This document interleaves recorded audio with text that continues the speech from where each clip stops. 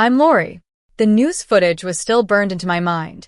The chaos at the grand wedding, the bride in tears, and the groom's enraged face. It was Vivian's big day, or at least it was supposed to be. But now it was a mess, plastered all over the local news. I sat on my couch, the silence of my home broken only by the ticking of the clock. The phone beside me had been buzzing non-stop since the news broke, but I ignored it. I couldn't bring myself to care about their pleas for help, not after everything. I grew up in a well-to-do family in the suburbs. My parents, Mr. and Mrs. Thompson, were influential in the local community. Dad was a prominent lawyer and Mom was involved in various charitable organizations. They were the kind of people who cared deeply about their public image. Vivian, my younger sister, was their golden child. Blonde, charming, and always the center of attention. I, on the other hand, was the practical one. I became a furniture restoration expert, spending my days in a small workshop behind my house, breathing in the smell of wood varnish and sawdust. When Vivian announced her engagement to Ethan, a wealthy real estate developer, I was genuinely happy for her. I offered to help any way I could. I accompanied her to the flower shops, scouring for the perfect blossoms to decorate the wedding venue. When Ethan's credit card had some issues paying the deposit for the luxury ballroom, I stepped in without hesitation and paid the $10,000 out of my own savings. I told myself it was what a good sister should do. As the wedding drew closer, though, I felt myself being pushed to the sidelines. The family group chats that were once filled with wedding planning discussions went silent. I missed out on several important planning calls. At first, I thought it was just an oversight, but then I started to notice the signs. Mom called me one evening with that overly polite tone that always meant she had already made up her mind. "Lori, it's going to be a very intimate ceremony. We just want a peaceful atmosphere," she said. I couldn't help but ask, "Peaceful for who, Mom?" She sighed, as if I was being unreasonable. "Just try not to spoil Vivian's day, okay? We know you have good intentions, but sometimes your presence can make things a bit awkward." That stung. I wanted to yell at her, to ask when helping Vivian pay off her credit card debts, or taking care of her pet when she went on vacations, made me a problem. But I held my tongue. There was no point in arguing with her when she was so set in her beliefs. A week later, I drove to my parents' house to drop off a chair that I had restored for Dad. The house, a large, elegant colonial with white columns, looked as perfect as ever from the outside. Inside, Mom was arranging red roses in a vase. "For the rehearsal dinner," she said, looking up at me. "Vivian's dress fitting is tonight. You can come if you promise not to cause any trouble." The idea that this was an invitation was almost laughable. "Don't worry, Mom. I won't be a bother," I replied. Her smile tightened, a mix of relief and guilt etched on her face. That evening, I stood on my porch as the sun began to set behind the trees. The air was filled with the smell of freshly cut grass and the distant sound of laughter from the wedding rehearsal. I thought about how easily they were rewriting the story, making it seem like I didn't care about Vivian's big day, when in fact, I was the one being pushed away. The day before the wedding, my phone buzzed with a flurry of notifications. It was a selfie from a cousin at the rehearsal. There were Mom and Dad, beaming with pride, Vivian in her white gown looking radiant, and Ethan with that slick smile of his. The caption read, "Tomorrow is the big day. Everyone looks amazing. Everyone except me." I told myself I didn't care. I was going to have a quiet day at home, working on an old oak dresser. But as the day wore on, the silence in my house became deafening. The storm clouds rolled in, and by afternoon, the sky was a dark, bruised gray. The thunder rumbled, and the rain started to patter against the windows. Mom called me at 6 p.m. Her name flashed on my phone screen, but I let it ring until the call ended. No voicemail, no text. In our family, silence was a form of punishment. As night fell, the city lights outside were blurred by the rain. I stood by the window, imagining the scene at the wedding venue. Mom and Dad greeting guests with their practiced smiles, Vivian floating down the aisle, and Ethan charming everyone with his smooth talk. Then my phone started to ping with notifications. Group messages were flooding in, filled with photos of the magnificent ballroom and comments about what a perfect wedding it was. And then a direct message from Mom. I hope you understand why we thought this was for the best. We love you. It was a cold, final statement, with no warmth or apology. I set the phone down and watched the rain pour down. The water streaking down the window pane looked like tears. So I didn't go, I whispered to myself. For the first time, I didn't feel guilty about putting myself first. But guilt has a way of creeping in. By 10 p.m., I was pacing around my house, checking the locks and tidying up tools that were already in order. Every sound made me jump. The thunder, the creaking of the old floorboards. I sat on the floor beside my toolbox. The smell of wood stain on my hands. I wondered what would happen if I showed up at the wedding. Would they be angry? Would Vivian be happy to see me? But I knew I couldn't go. I had spent my whole life cleaning up their messes, pretending that everything in our family was okay. They didn't want peace. They wanted me to be silent and obedient. Just then, a transformer blew down the street, plunging my block into darkness. For a moment, it was just me and the sound of the rain. I thought about starting over, leaving behind the family drama. But peace was short-lived. A few hours later, the lights came back on, and my phone went into overdrive. Calls, texts, notifications from people I hadn't heard from in ages. I finally picked up the phone, and the screen was filled with chaos. Are you seeing this? Turn on Channel 5. Lori, it's Vivian.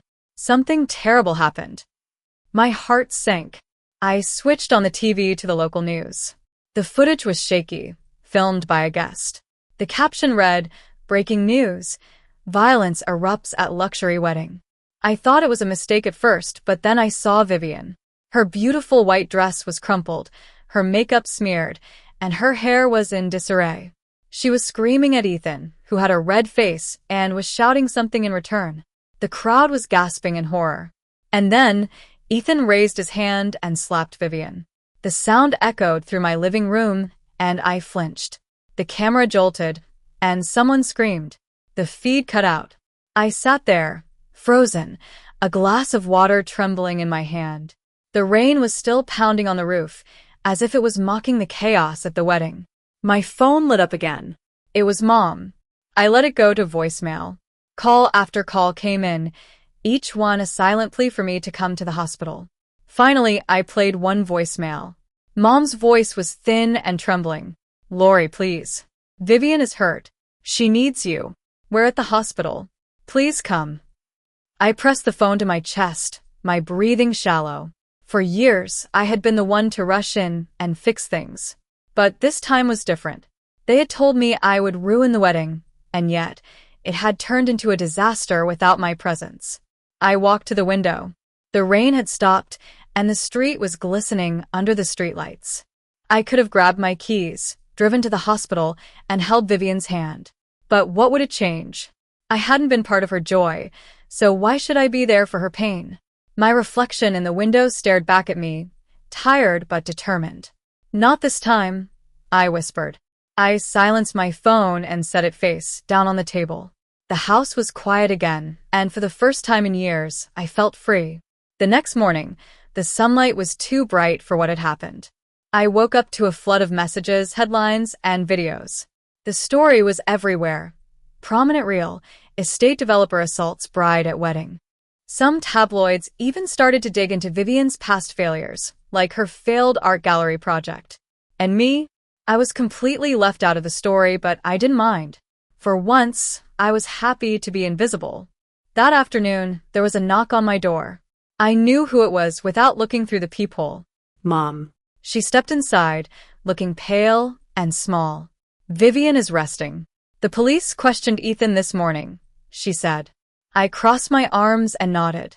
You should sit down, I told her. But she ignored me and walked straight to my kitchen counter, gripping it as if it was the only thing holding her up. It was a nightmare. Ethan just snapped. No one saw it coming, she said. I stayed quiet. She glanced up at me. I know you're angry, Lori, and you have every right to be, but please don't make this worse. I almost laughed. Worse?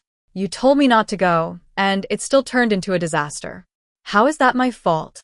She didn't reply directly. I was trying to protect Vivian, she said after a long pause. You were trying to protect the perfect image of our family, I said. Her eyes glistened, but she didn't cry. She never cried in front of people. After she left, I sat at the kitchen table, the smell of her perfume still lingering in the air. For so long, I had thought that our family's conditional love was normal. But now I knew the truth. Love that demands silence isn't love, it's control. 2 days later, Dad showed up at my garage. He was wiping grease from his hands, looking like he had just come from one of his car restoration projects. Your mom said she talked to you, he mumbled. I nodded. He looked around my garage, at the neatly arranged tools on the wall. You've always been good at keeping things in order, he said. I shrugged. Someone had to be. He winced. Your mom is taking this hard. She feels guilty. She should, I said. She's the one who created this mess. He looked down. Vivian is moving back in with us, and she wants to see you. I turned to face him. And what do you want, Dad? He hesitated. I want peace in the family. I shook my head. Peace isn't pretending nothing happened. He didn't stay long. Before he left a brown envelope on my workbench. Inside were copies of the loan documents. I had given them $50,000 to help with their mortgage, but it turned out they had used the money to pay off Vivian's business debts. I could have confronted them right then. I could have made a huge scene, but I knew that revenge was about timing. So I waited. A week later, a local reporter called me for a comment. You're Lori Thompson, the bride's sister, right? We've heard there's more to the story, she said. I almost spilled the beans about the favoritism, the lies, and the false image my parents had been trying to maintain. But then I thought about how much silence had protected me. No comment, I said, and hung up. That night, I drove past my parents' house. Reporters were still there, cameras pointed at the house. Through the curtains, I could see Mom pacing back and forth, phone in hand, and Dad sitting at the table, his shoulders slumped. Vivian's silhouette moved slowly upstairs. I didn't stop. I just kept driving. The next morning, I mailed copies of the loan, document evidence to the bank. I didn't do it out of malice. I just wanted the truth to be known. A month later, things started to quiet down. There were no more reporters outside my parents' house. They sold the big colonial and moved to a smaller house somewhere. Vivian got a job at a local art studio and an apartment of her own. She was slowly learning to stand on her own 2 feet. One evening, I was sitting on my porch as the sun set behind the mountains.